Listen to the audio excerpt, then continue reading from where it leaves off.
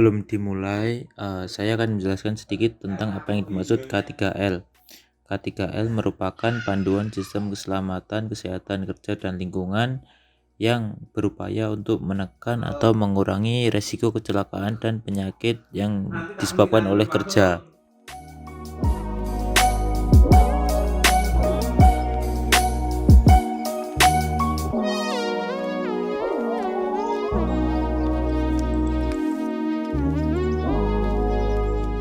Pada era kemerdekaan, banyak infrastruktur yang dibangun oleh pemerintah.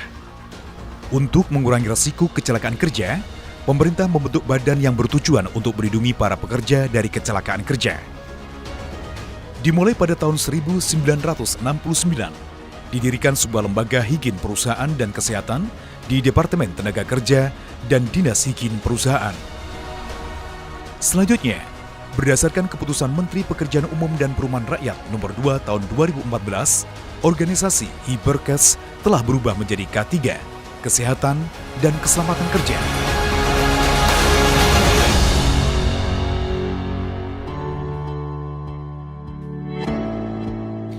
Dalam keselamatan dan kesehatan kerja, kebersihan lingkungan perlu diperhatikan guna meningkatkan produktivitas pekerja.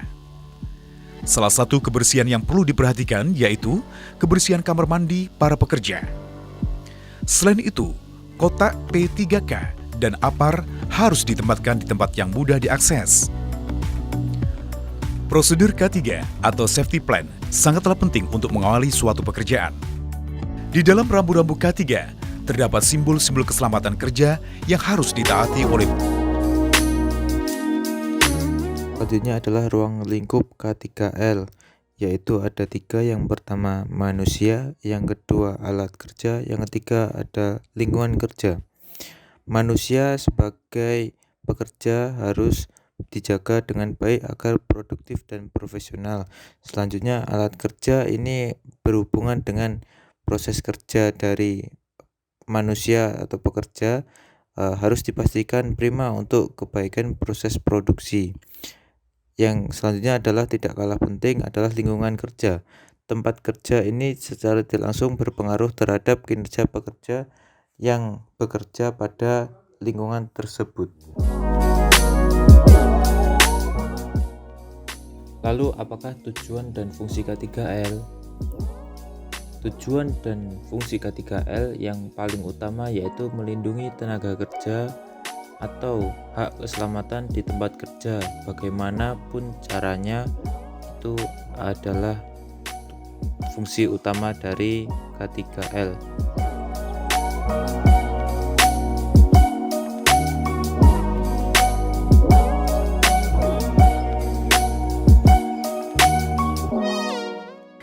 Baik, kerja aman adalah sebagai syarat utama kita pulang selamat. Lakukan identifikasi potensi bahaya dari semua potensi-potensi yang ada di tempat kerja kita, sehingga kita bisa mengendalikan dengan optimal untuk mencegah terjadinya kecelakaan. Berikut beberapa bahaya yang bisa muncul di tempat kerja. Yang pertama adalah bahaya biologi. Bahaya biologi yaitu berupa bahaya mikroorganisme, baik itu virus ataupun juga bakteri yang bisa menyerang kita. Berikutnya berupa hewan, ini bahaya makro, ini seperti ular, kemudian serangga seperti tawon, nyamuk dan juga buaya yang bisa muncul. Kita harus identifikasi dengan clear agar kita tidak diserangnya. Selain itu, apabila kita terpapar ini, kita bisa mengalami sakit bahkan sampai fatal accident yang bisa berujung kepada kematian. Sudah cukup banyak korban terpapar COVID, virus yang sedang mewabah dan menjadi pandemi di dunia saat ini. Maka menuntut kita harus care dan aware agar kepedulian kita akan bahaya kesehatan ini bisa optimal dan kita bisa terhindar dari penyakit ini. Selanjutnya adalah bahaya ergonomi. Ini bersumber dari cara mengangkat barang manual yang salah dan ini bisa berefek mengalami gangguan tulang belakang seperti lordosis, kyphosis, termasuk juga skoliosis. Ini bisa mempengaruhi kenyamanan kita dan masa depan kita. Bekerja di depan komputer yang terlalu lama bisa juga membuat mata kita pedih dan bisa mengalami gangguan kesehatan akibat paparan kerja yang terlalu lama. Ini bisa mengakibatkan kelelahan sehingga kita harus konsultasikan apabila kita mengalami hal ini kepada dokter mata. Selanjutnya adalah bahaya yang bersumber dari bahan kimia. Di setiap hari, baik di kerjaan ataupun juga di rumah, nah kita juga selalu terpapar bahan kimia. Kita juga harus aware terkait dengan bahan kimia karena ada beberapa mekanisme masuk ke tubuh. Salah satunya yang pertama adalah terhirup uapnya oleh kita. Kemudian kontak dengan kulit ini bisa mengalami luka bakar baik derajat 1, 2 ataupun 3.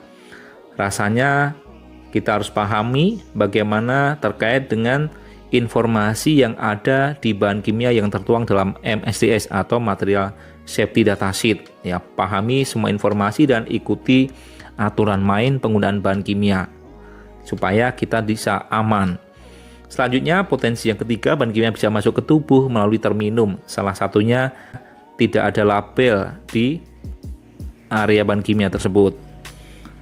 Berikutnya adalah bahaya fisika, yaitu bersumber dari kebisingan yang kita pakai untuk penggunaan alat-alat perkakas tangan saat bekerja.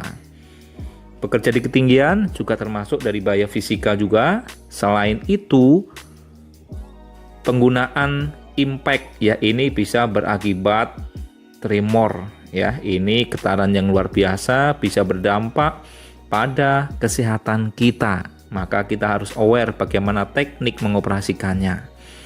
Aktivitas kelistrikan juga bisa menjadi bahaya tersendiri yang bisa kita alamin saat bekerja. Bahaya fisik juga di sini termasuk lantai kerja yang licin. Bahaya psikologis salah satunya adalah memarahi anak buah. Ini akan menimbulkan stres sehingga kinerjanya kurang optimal. Termasuk juga stres ini bisa berkorelasi ya, baik stres pikiran termasuk juga fatigue ini diidentifikasi sebagai bahaya psikologi yang harus kita antisipasi, kita waspadai buat anggota kita care dan bisa menimbulkan beragam kecelakaan. Nah, ini bisa mengancam nyawa apabila mengoperasikan kendaraan bergerak dalam kondisi fatigue, baik faktor fisik, fatigue mental, kemudian pikiran ataupun kurang tidur. Berikutnya adalah bahaya radiasi. Bisa bersumber dari aktivitas pengelasan dan penggunaan sinar X dalam aplikasi medical check up atau pengecekan medis untuk memastikan kondisi fisik, salah satunya adalah tulang dalam tubuh kita. Paparan ini bisa berakibat menyebabkan sakit kanker. Tentunya ini sangat menguras kantong kita apabila kita terpapar. Maka lakukan identifikasi bahaya dengan detail agar kita bisa kendalikan dengan baik.